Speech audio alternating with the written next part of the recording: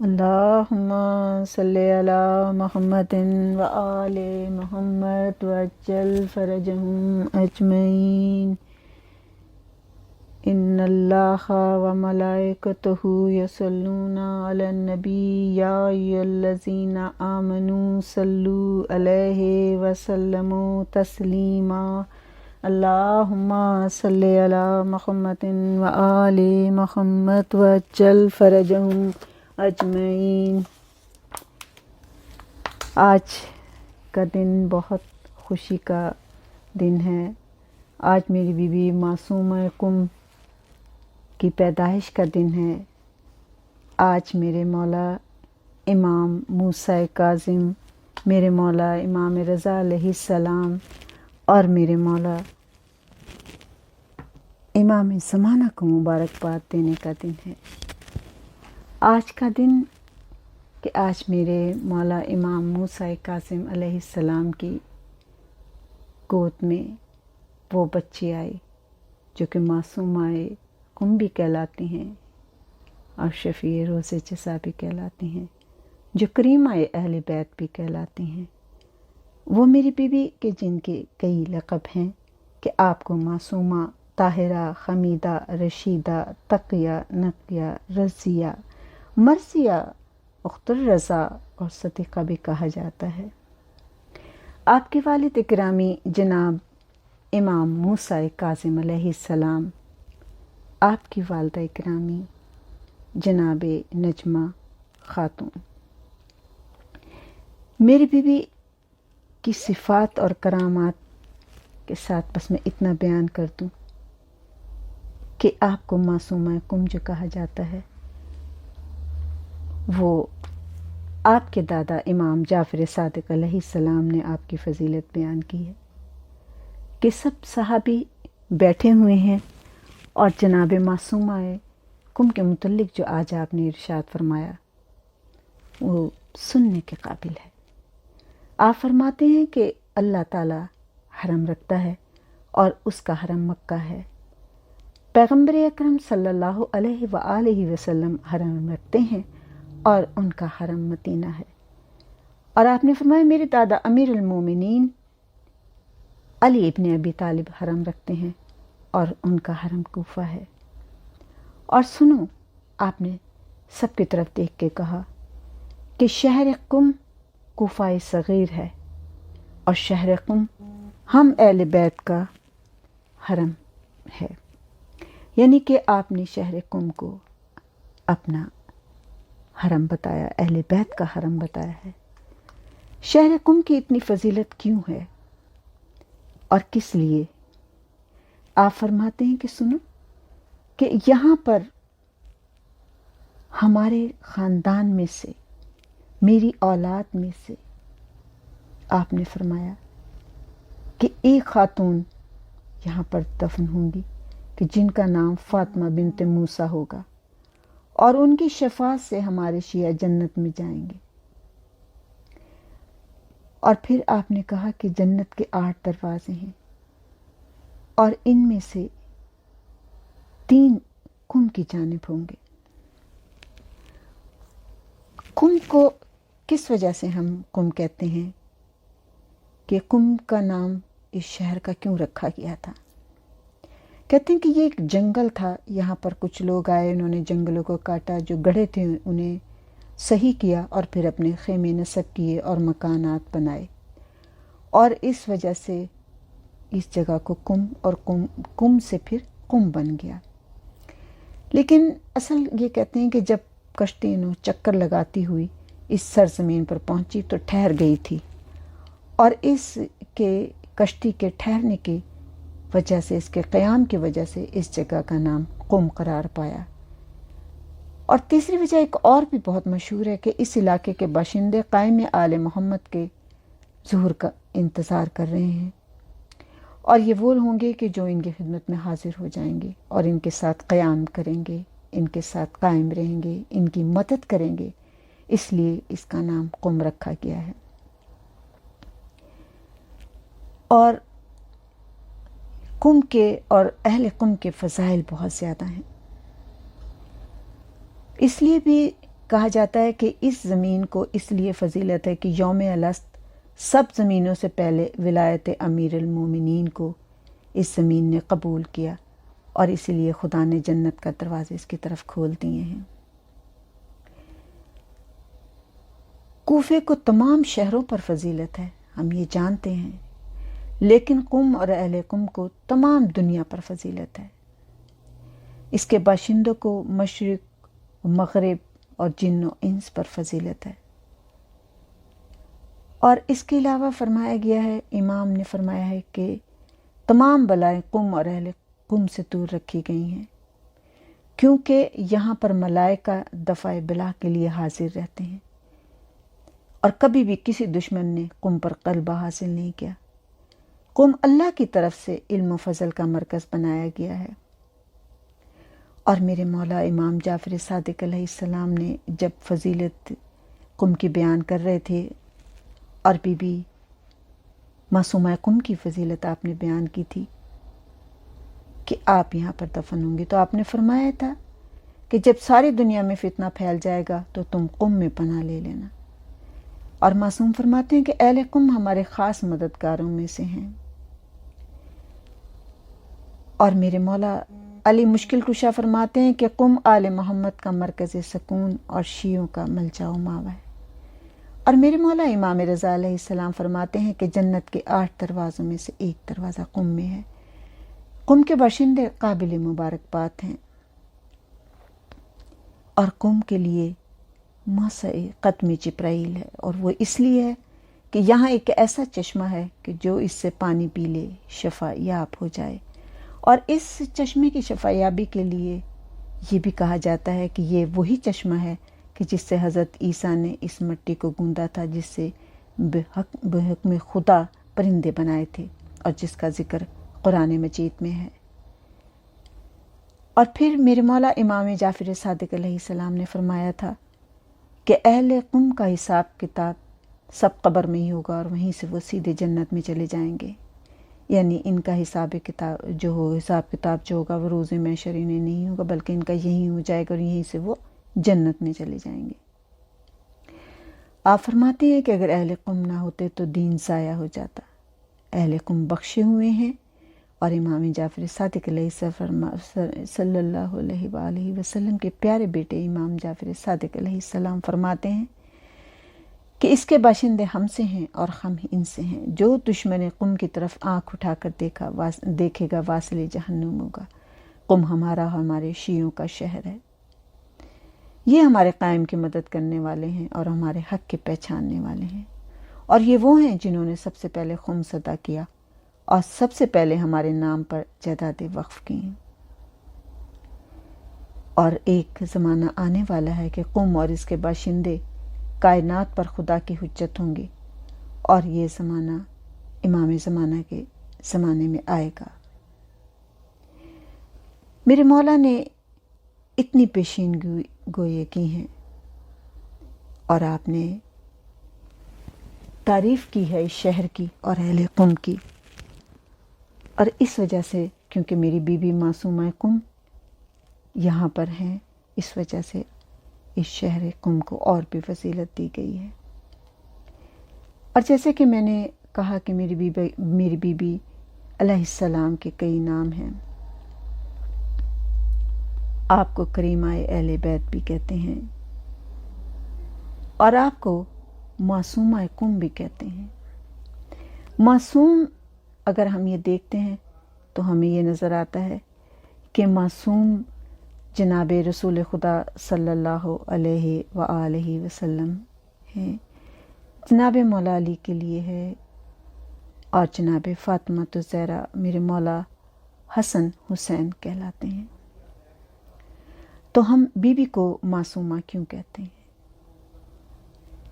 Be be کے بے شک روزے پر کرامات ظاہر ہوتی ہیں، لیکن بی بی کی عصمت پر واضح دلیل یہ ہے کہ جو میرے مولا امام رضا علیہ السلام نے فرمایا ہے، اور آپ نے کہا تھا کہ جس کسی نے بھی، امام نے اپنی بہن کو یہ لقب عطا فرمایا، اور آپ نے فرمایا تھا من زار المعصومات بقم کمن زارنی، جس نے بھی قم میں حضرت معصومہ کی زیارت کی ایسے ہی ہے جیسے میری زیارت کی ہو۔ اور ظاہر ہے کہ یہ میری بیوی کو لقب ایک معصوم نہیں دیا ہے، یہ جیسے میں نے بھی کہا کہ تمام اہل آل محمد و آل محمد میں ہم نے، جیسے میں نے پنجتن کا نام لیا، اس کے علاوہ انبیاء ائمہ علیہ السلام فرشتے معصوم ہیں، اور اسے ہی معصوم کہتے ہیں جس سے کوئی گناہ کبیرہ صغیرہ نہ ہوا ہو۔ اور ہمارے سب سے بلند درجے پہ رسول اور حضرت فاطمہ زہرا اور پنجتن پاک 14 معصومین ہیں، کیونکہ 14 نور ہیں، پاک ہیں، 14 معصومین کے نام سے بھی مشہور ہیں، فرشتے معصوم ہیں۔ اور جیسے میں نے بھی کہا کہ میرے مولا امام رضا علیہ السلام نے بی بی کو معصوم کہا ہے۔ بی بی کے لیے کئی حدیث مشہور ہیں اس بارے میں، لیکن بی بی کی دلیل معصوم ہونے کے لیے ایک ہی ہے کہ معصوم کو صرف معصوم ہی دفن کرتا ہے۔ اور آپ یہ دیکھیں کہ جب بی بی کو دفن کرنے کا وقت تھا تو امام رضا علیہ السلام اور امام تقی علیہ السلام نے آ کر خود دفن کیا تھا۔ اور قم المقدس کو ائمہ طاہرین علیہ السلام کا حرم قرار دینا بھی ایک ایسی ہی بات ہے کہ آپ معصوم ہیں، کہ میرے مولا امام جعفر صادق علیہ السلام نے فرمایا کہ آپ معصوم ہیں، اور امام جعفر صادق علیہ السلام نے فرمایا کہ آپ کا حرم ہم سب اہل بیت کا حرم ہے، کریمہ اہل بیت آپ کو کہا جاتا ہے۔ اور اس لقب کو وہ ایک ہم اس لحاظ سے بیان کرتے ہیں کہ سید محمود مرشی نجفی ایک عظیم ترین شخصیت، ان کی بہت خواہش تھی کہ جیسے بھی ہو بی بی زہرا سلام اللہ علیہ کی قبر کا پتہ لگائیں، کہ کیونکہ مولا علی علیہ السلام نے 40 قبریں بنائی تھیں، اور یہ جاننے کے لیے آپ نے نہایت مجرب عمل انجام دیا، 40 شب آپ نے یہ عمل انجام دیا کہ خداوند کریم مجھے کسی طرح سے بی بی زہرا کی خبر دے دے کہ کون سی ہے۔ 40 راتیں جب گزر گئیں اور 40ویں رات تھی تو آپ کی آنکھ لگ گئی، اور آپ نے خواب میں دیکھا کہ امام محمد باقر علیہ السلام اور امام جعفر صادق علیہ السلام اللہم صلی علی محمد و آل محمد تشریف لائے ہیں، اور فرماتے ہیں علیکہ بے کریمت اہل بیت، یعنی کریمہ اہل بیت سے وابستہ ہو جاؤ۔ آیت اللہ سوچ کر بولے امام آپ کے قربان ہو جاؤں، میں نے اسی لیے تو 40 دن یہ وظیفہ دیا ہے، پڑھا ہے تاکہ میں بی بی کی قبر کو دریافت کر لوں اور ان کی زیارت سے مشرف ہو جاؤں۔ امام نے فرمایا مرشی میرا مطلب حضرت معصومہ قم کی قبر شریف ہے، خدا نے کسی مصلحت کی بنا پر جناب بی بی پاک کی قبر کو چھپا کر رکھا ہے، اسی لیے قبر حضرت معصومہ سلام اللہ علیہ کو قبر شریف حضرت زہرا سلام اللہ علیہ کی تجلی گاہ قرار دیا ہے کہ تم ان کی قبر پر چلے جاؤ تو تمہیں ایسا ہی ثواب نصیب ہوگا۔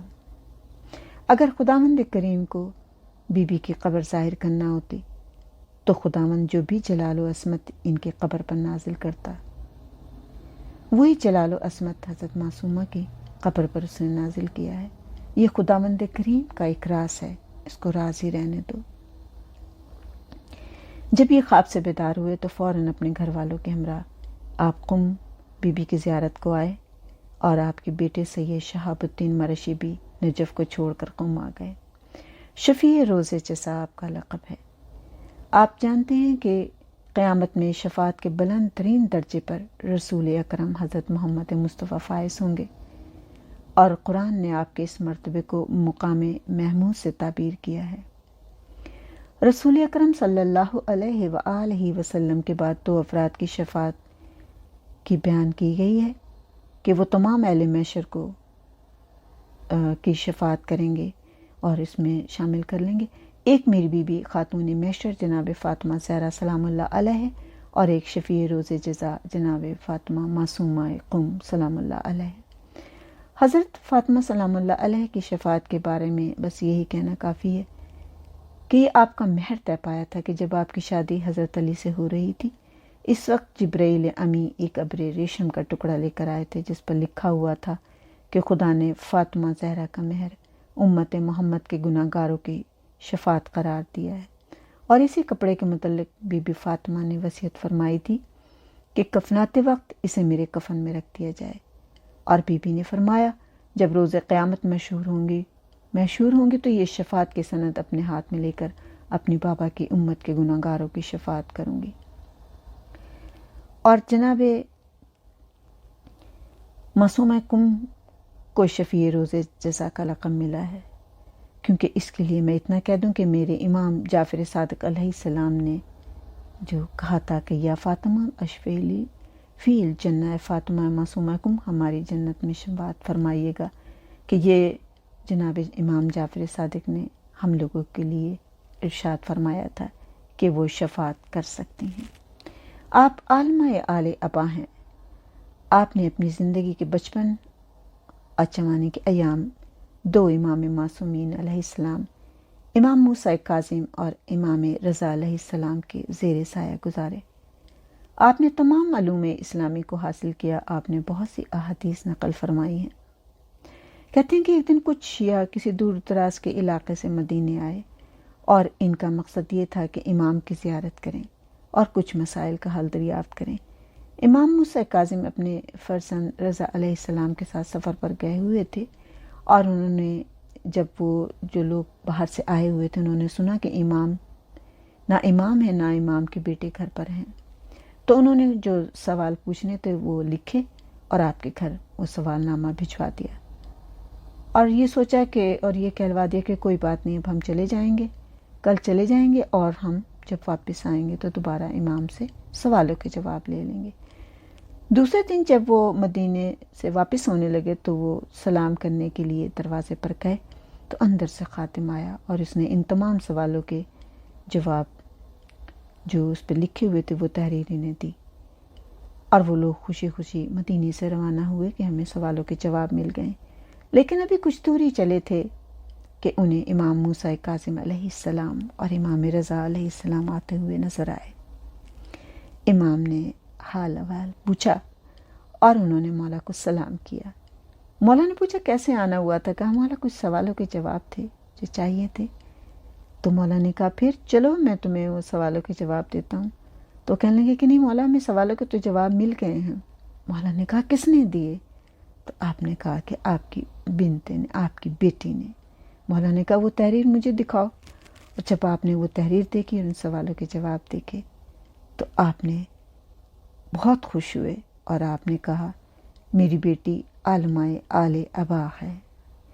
اور پھر آپ نے 3 دفعہ یہ جملہ دہرایا، فداہا ابوہا، فداہا ابوہا، فداہا ابوہا، یعنی ایسی بیٹی کہ جس پر اس کا باپ قربان ہو جائے۔ میری بیوی کا ایک لقب محدثہ آل طہا بھی ہے۔ آپ نے بہت سی احادیث بیان کی ہیں۔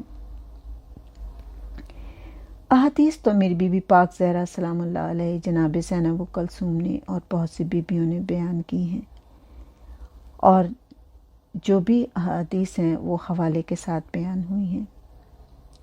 اور حضرت معصومہ قم نے جب بھی حدیث بیان کی تو آپ نے کہا کہ یہ حدیث جناب فاطمہ دختر امام جعفر صادق سے سنی، انہوں نے فاطمہ دختر حضرت امام محمد باقر سے، انہوں نے فاطمہ دختر حضرت امام زین العابدین سے، انہوں نے فاطمہ دختر حضرت امام حسین سے، اور انہوں نے ام کلثوم دختر حضرت فاطمہ زہرا سلام اللہ علیہ سے بیان کیا۔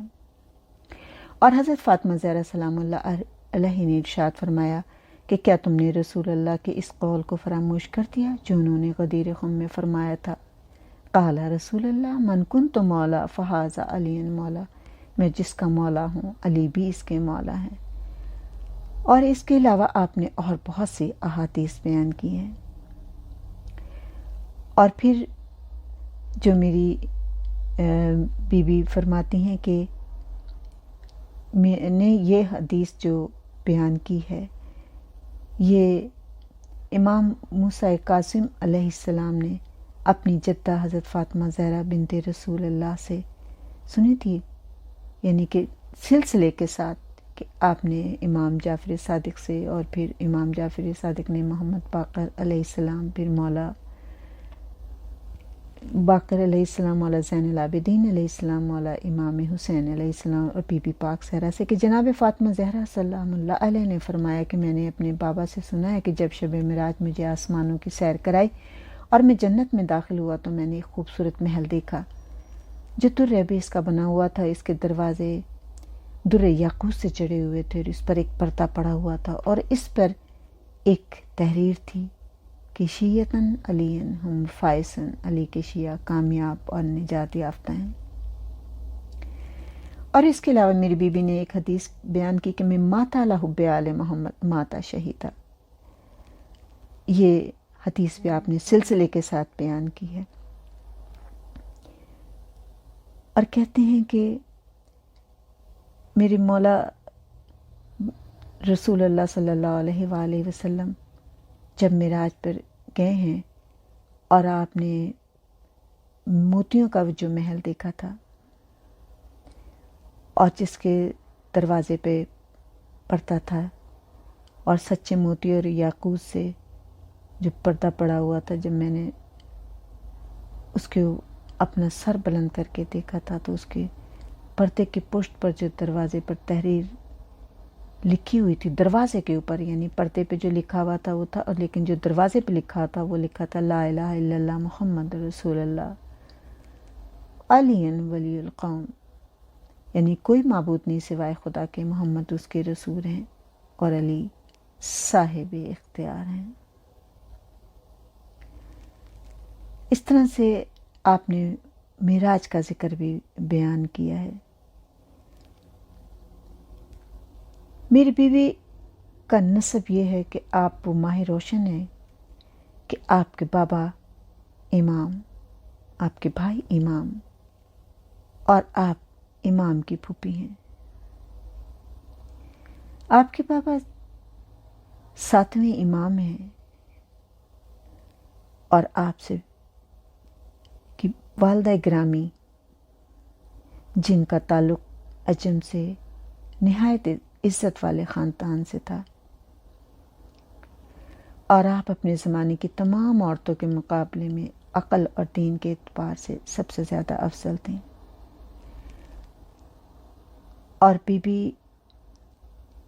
نجمہ خاتون کی جناب حمیدہ کی بہت زیادہ عزت کرتی تھیں، جو امام موسیٰ قاسم کی والدہ تھیں،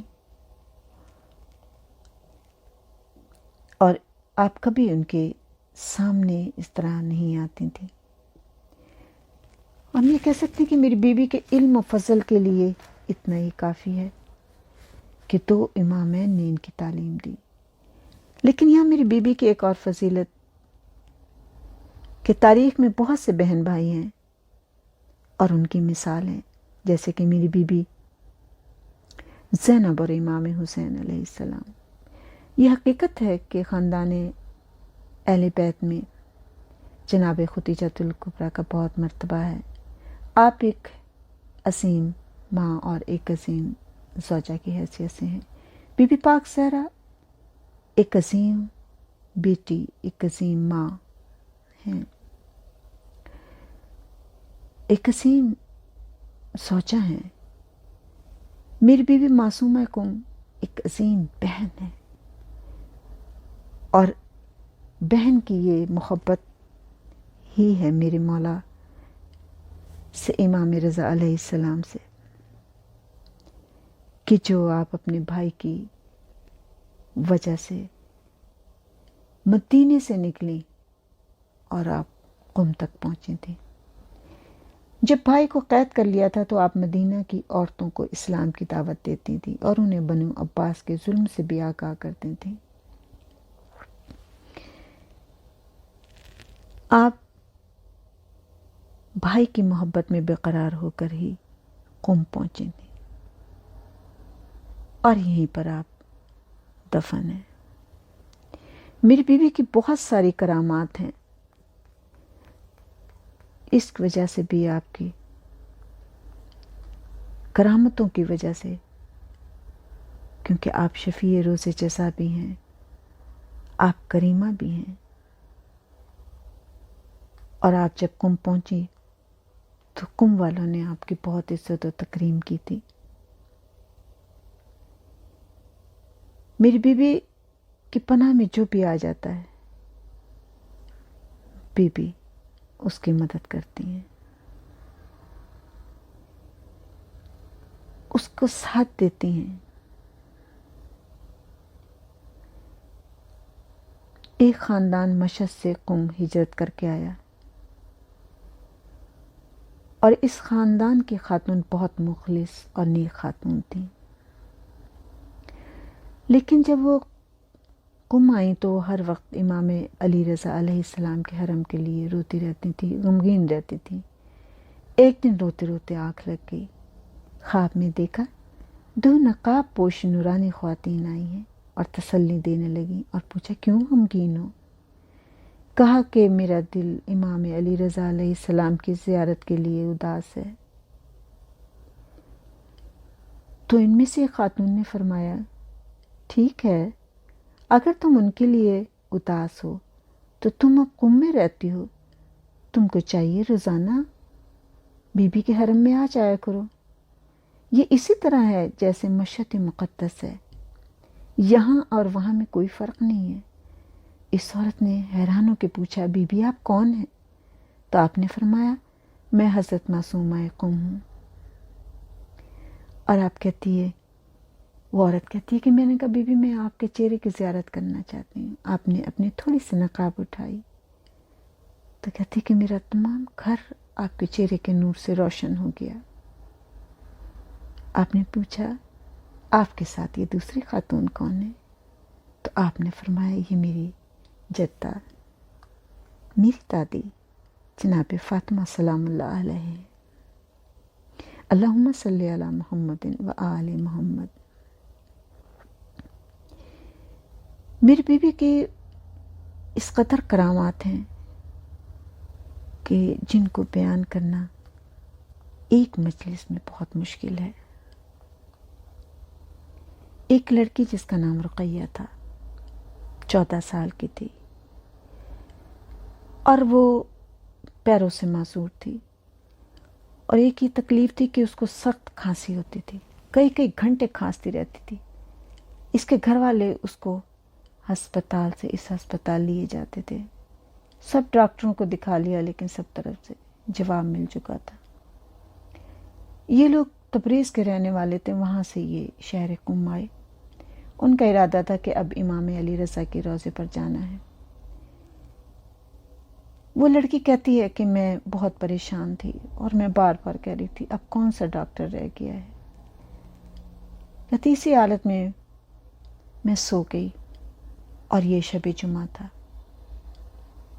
تو میں نے خواب میں دیکھا کہ چند خواتین ہیں جو سفید پوش کپڑوں میں ہیں اور سفید ہی گھوڑوں پر سوار ہیں، اور وہاں سے ان کی سواری گزر رہی ہے کہ ان میں سے ایک نے مجھے دیکھا جہاں میں سو رہی ہوں، اور کہا اے میری بیٹی میں حضرت معصومہ ہوں، تمہاری شفا و صحت یابی میرے پاس ہے، ضروری نہیں کہ تم ڈاکٹر کے پاس جاؤ، کیونکہ وہ ڈاکٹر کے لیے خواہش کرتی ہوئی سوئی تھی کہ کوئی اور ڈاکٹر مل جائے جو مجھے صحت دے دے۔ تو کہتی ہے کہ ضروری نہیں کہ تم، بی بی کہتی ہیں کہ ڈاکٹر کے پاس جاؤ، تم میرے پاس آؤ۔ رقیہ کہتی کہ میں نیند سے جاگی، میں نے اپنے گھر والوں کو اپنا خواب سنایا، تو میرے والد نے کہا کہ ہم کریمہ اہل بیت ہیں، وہ چلو ہم ان کے حرم کی طرف جاتے ہیں۔ مجھے 2 عورتوں نے پکڑا اور زری کے نزدیک لے آئیں۔ میں وہاں بیٹھ کر زیارت پڑھنے میں مصروف تھی کہ اتنے میں مجھے وہی آواز آئی جو مجھے رات وہ آواز سنائی دی تھی، اور بی بی مجھ سے فرما رہی تھی رقیہ کھڑی ہو جاؤ، چلو میں نے تم کو شفا دی۔ رقیہ کہتی کہ میں نے آواز سنی لیکن مجھے یقین نہیں تھا، میں زیارت نامہ پڑھتی رہی بی بی کا، دوبارہ یہ آواز سنی کھڑی ہو جاؤ رقیہ، چلو میں نے تم کو شفا دی ہے۔ رقیہ کہتی کہ میں نے پھر زیارت اور بلند آواز سے پڑھنی شروع کر دی کہ یہ میرا وہم ہے، میں کیسے کھڑی ہو سکتی ہوں؟ کہ پھر تیسری دفعہ یہی آواز سنی، اٹھو چلو رقیہ، میں نے تم کو شفا دی۔ میں نے دیکھا میرے ساتھ جو عورتیں آئی تھیں وہ نماز میں مشغول تھیں۔ میں نے اٹھنے کی کوشش کی تو ایک خاتون نے کہا صبر کرو، گر جاؤ گی، ابھی تمہارے ساتھ والوں کی نماز ختم ہو جائے پھر اٹھنا، پھر ہم تمہیں لے کے بی بی کی زری کے نزدیک جائیں گے۔ رقیہ کہتی ہے کہ میں خود اٹھی اور تیزی سے زری کی طرف جانے لگی اور زری سے لپٹ گئی۔ میں گریہ ازاری کر رہی تھی، بےتاب ہو کے رو رہی تھی، بےتاب ہو کے فریاد کر رہی تھی اور بی بی کا شکریہ ادا کر رہی تھی کہ بی بی آپ نے مجھے صحت دے دی، جبکہ سب ڈاکٹروں نے جواب دے دیا ہے، اور مجھے آپ کی بات کا یقین ہو گیا، کیونکہ جب میں کہہ رہی تھی کہ اب تو کوئی ڈاکٹر بھی نہیں جو مجھے صحت دے گا، آپ نے یقین دلا دیا کہ کسی ڈاکٹر کی ضرورت نہیں ہے، بی بی آپ نے مجھے صحت دی ہے۔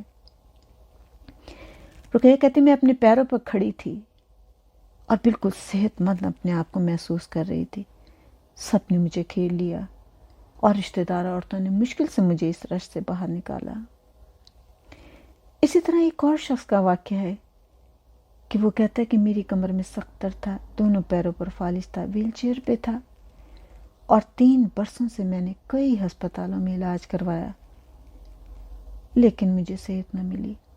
آخر میں امام علی رضا علیہ السلام کے روضے پر آیا اور کہنے لگا، اے مہربان امام، میں ہر طرف سے مایوس ہو کر آپ کے پاس آیا ہوں۔ حضرت امام حسین کی ولادت کی شب ہے۔ پوری رات میں دعا مانگتا رہا، میں نے اس جشن میں شرکت کی، امام رضا سے توسل کیا لیکن کوئی جواب نہ ملا۔ جب میں صبح کو حرم سے باہر آ رہا تھا تو میں نے آقا سے فریاد کی، یا امام، میں نے دیکھا ہے کہ غیر مسلم کی آپ نے حاجت روائی آج رات کی ہے، مجھ پر عنایت کیوں نہیں کی؟ میں تو آپ کا چاہنے والا ہوں، آپ کے شہر کا رہنے والا ہوں۔ میں گھر واپس آیا اور ارادہ کیا کہ اب امام کے حضور جاؤں گا تو ان کی بہن کو، حضرت معصومہ قم کو شفیع قرار دوں گا اور ان کی بہن کی قسم دوں گا۔ اور میں یہ باتیں کرتا ہوا میری آنکھ لگ گئی، میں نے دیکھا کہ ایک معصومہ میرے گھر تشریف لائی ہیں، فرماتی ہیں کہ تم قم آ جاؤ، تمہیں شفا مل جائے گی۔ میں خواب سے بیدار ہوا تو گھر والوں کو خواب سنایا۔ گھر والوں نے سنا اور جیسے انسنا کر دیا، کیونکہ جو بیمار ہو اسے کہتے ہیں کہ اسے خواب بھی ایسے ہی آتے ہیں۔ وہ کہتے ہیں کہ چند دن گزرے ہوں گے، دوبارہ بی بی کو اسی کامل حجاب کے ساتھ دیکھا، فرماتی ہیں قم کیوں نہیں آئے؟ میں نے کہا بی بی میرے دونوں پیر مفلوج ہیں، قم کیسے آؤں؟ مجھے یہیں پر شفا دے دیں۔ فرمایا نہیں، قم آؤ۔ اب میں نیند سے بیدار ہوا تو میں نے قم کے لیے ارادہ کیا اور 2 افراد جو رشتہ دار تھے ساتھ لیے اور قم آ گئے۔ ان رشتہ داروں نے مجھے زری کے ساتھ باندھ دیا، دعائے توسل اور گریہ ازاری کے بعد مجھے نیند آ گئی۔ خواب میں بی بی کو دیکھا کہ سرتاپا حجاب میں نورانی ہے، ایک پیالی ان کے ہاتھ میں ہے اور مجھ سے فرماتی ہیں چائے پی لو اور کھڑے ہو جاؤ، تمہیں کوئی بیماری نہیں ہے۔ میں نے خواب میں بی بی سے وہ پیالی لی، چائے پی اور خواب سے بیدار ہوا اور مجھے احساس ہوا کہ میرے پیروں میں جان آ گئی ہے اور مجھے کوئی بیماری نہیں ہے۔ خود کو زری سے لپٹا لیا اور فریاد کرنے لیا کہ میری بیوی نے مجھے صحت دے دی ہے۔ یہ میری بیوی ہیں۔ اسی طرح میری بیوی کی مہمان نوازی بھی بہت ہے۔ ایک مجتہد کہتے ہیں کہ میں کربلا سے ایران اور پھر میں قم آ گیا، 5-6 مہینے گزر گئے، میرے گھر کا کوئی انتظام نہیں تھا، میں بہت پریشان تھا اور میں کہتا تھا کہ میں بی بی مجھے گھر دلوا دیں۔ ہر روز 6 مہینے سے ایک ہی دعا مانگ رہا تھا۔ نہاتا تھا، زیارت نامہ پڑھتا تھا، سلام کرتا تھا، طواف کرتا تھا، چلا جاتا تھا۔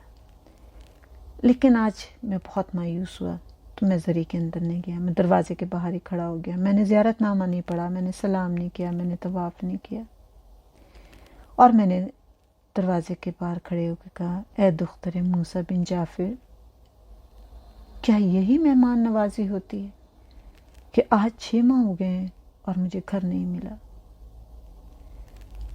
اور میں روتا ہوا جا رہا تھا۔ ابھی میں حرم کے 20 صحن میں نہیں تھا کہ ایک جاننے والے کو دیکھا کہ وہ بہت تیزی سے میری طرف آ رہے ہیں، اور جب میں نے انہیں آتے دیکھا تو میں خاموش ہو کے کھڑا ہو گیا۔ وہ نزدیک آئے اور کہنے لگے تم نے فلاں کو گھر کے لیے کہا تھا؟ میں نے کہا ہاں میں نے گھر کے لیے کہا ہے۔ تو کہا کہ پھر ابھی کچھ پتہ نہیں چلا؟ میں نے کہا نہیں۔ اس نے کہا اچھا مجھے ایک گھر کا پتہ ہے، اگر تمہیں پسند آئے تو چل کر دیکھ لو اور معاملہ کر لو۔ جب میں گیا تو مجھے وہ گھر پسند آ گیا، اور میں نے وہیں کھڑے ہو کے بی بی کو سلام کہا اور کہا بی بی آپ کے وجود بابرکت کی وجہ سے ہوا، اور میں اسی دن اپنے گھر چلا گیا۔ میرے بی بی کے گناہوں سے جو بھی ظاہر جاتے ہیں، کس طرح سے بی بی پاک کر دیتی ہیں گناہوں سے۔ اور یہ واقعہ مرزا تقی نے کہا ہے کہ جو حوزہ علم قم کی بڑی شخصیت ہیں، وہ کہتے ہیں میں صحن حضرت معصومہ میں بیٹھا تھا، آقا مرزا تقی جو پاس ہی بیٹھے تھے نے مجھ سے کہنا شروع کیا کہ میں یہاں بیٹھ کر مکاشفہ کرتا ہوں، یعنی آنکھیں بند کر کے اپنا روحانیت کو اجاگر کرنا۔ تو کہتے میں حالت مکاشفہ میں مجھے ایسا محسوس ہوا کہ ایوان طلع میں بہت سی جگہ نہانے کی بنی ہے، اور پانی نکلنے کی بھی جگہ بنی ہوئی ہے جہاں سے لوگ نہا رہے ہیں اور پانی نکل رہا ہے۔ اور میں نے دیکھا کہ ہر میں پاک سے جو زائر بھی نکلتا ہے اس پانی کے نیچے سے مکمل، یعنی کہ سر پر پانی اس کے ڈالتے ہیں اور وہ صاف ستھرا ہو کر پھر اپنی راہ پر جاتا ہے، اور کوئی بھی زائر بغیر غسل کے نہیں رہتا، سب اس پانی سے پاک و صاف ہو کر اپنی منزل کی طرف روانہ ہوتے ہیں۔ کہتے ہیں کہ میری یہ حالت 10-15 منٹ رہی، اور میں یہ دیکھتا رہا کہ جو زائر گزر رہا ہے اس پانی کے نیچے سے گزر رہا ہے، اور غسل یعنی پاک و صاف ہو کر نکل رہا ہے، کیونکہ یہ ہے کہ بی بی کے روزے میں ہر شخص گناہوں سے دور اور پاک صاف ہو کر جاتا ہے۔ اور یہ میری بی بی کی فضیلت ہے کہ جو بھی بہشتی ہوگا، چاہے وہ پہلے گناہ گار ہو، جنت میں جانے سے پہلے اس کو یہ غسل کرنا ضروری ہے۔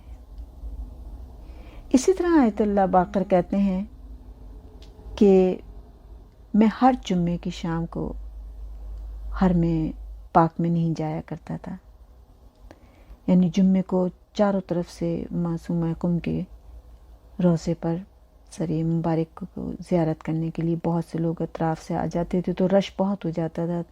تو میں کہتا تھا کہ میری وجہ سے کسی ایک زائر کو جگہ مل جائے، اس لیے میں جمعے کو نہیں جاتا تھا، کیونکہ زائر زیادہ ہوتے تھے اور میں چاہتا تھا کہ وہ آرام سے زیارت کر لیں، اور میں کیوں ان کے لیے جگہ تنگ کروں۔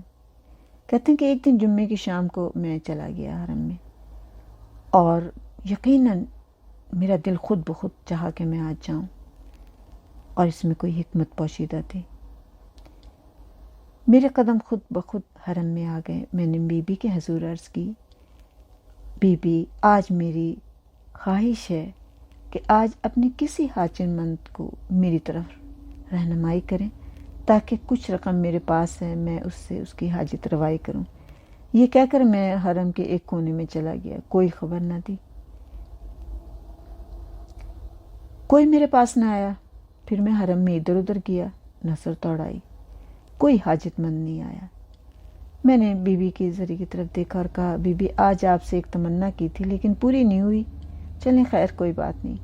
ابھی میں پلٹا ہی تھا کہ ایک بڑے عالم جو کہ ایک شہر میں امام جماعت تھے میری طرف آتے دکھائی دیے، اور ان کے چہرے پر بہت پریشانی کے آثار تھے۔ میں سمجھ گیا، خود آ کے بڑھا، ان سے پوچھا کیا کوئی پریشانی ہے؟ کہنے لگے آج ضروری کام سے تہران جانا تھا، صبح سے پریشان تھا کہ پیسوں کا انتظام کیسے کروں۔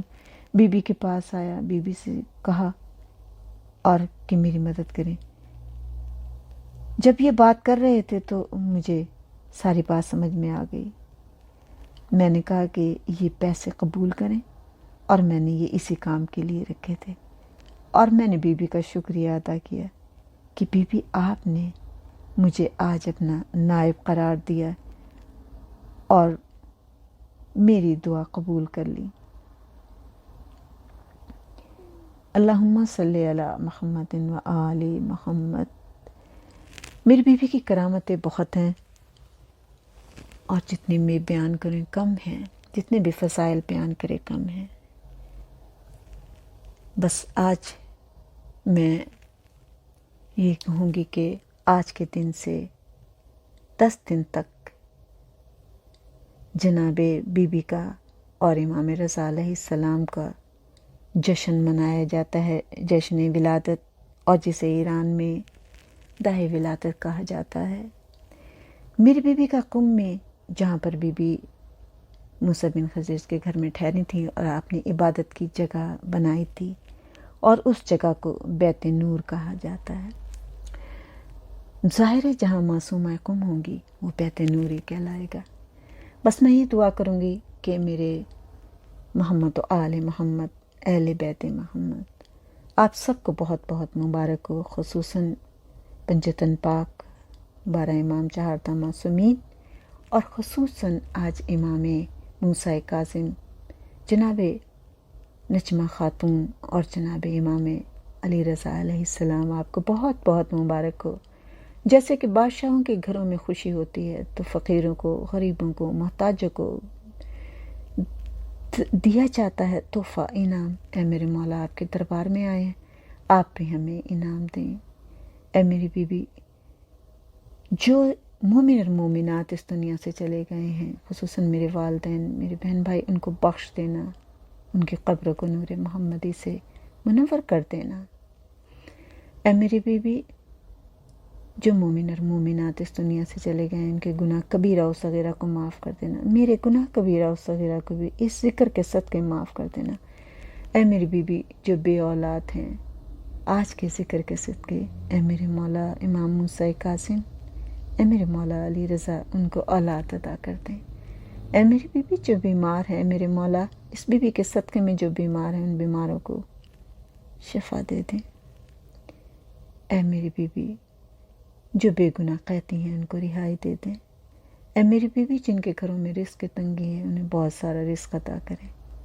اے میری بی بی، بیماروں کو صحت، بے روزگاروں کو روزگار، مقروض کے قرضے ادا کر دیں، جس کی جو دلی حاجات ہیں پوری کر دیں آج کے دن کے صدقے۔ اے میری بی بی، جو علم حاصل کرنا چاہتے ہیں، انہیں علم عطا کر دیں۔ اے میری بی بی، ہمیں اتنا نیک بنا دے جیسا آپ چاہتی ہیں، ایسا مسلمان بنا دے جیسا مسلمان آپ چاہتی ہیں، ایسا مومن بنا دیں جیسے کہ آپ چاہتے ہیں۔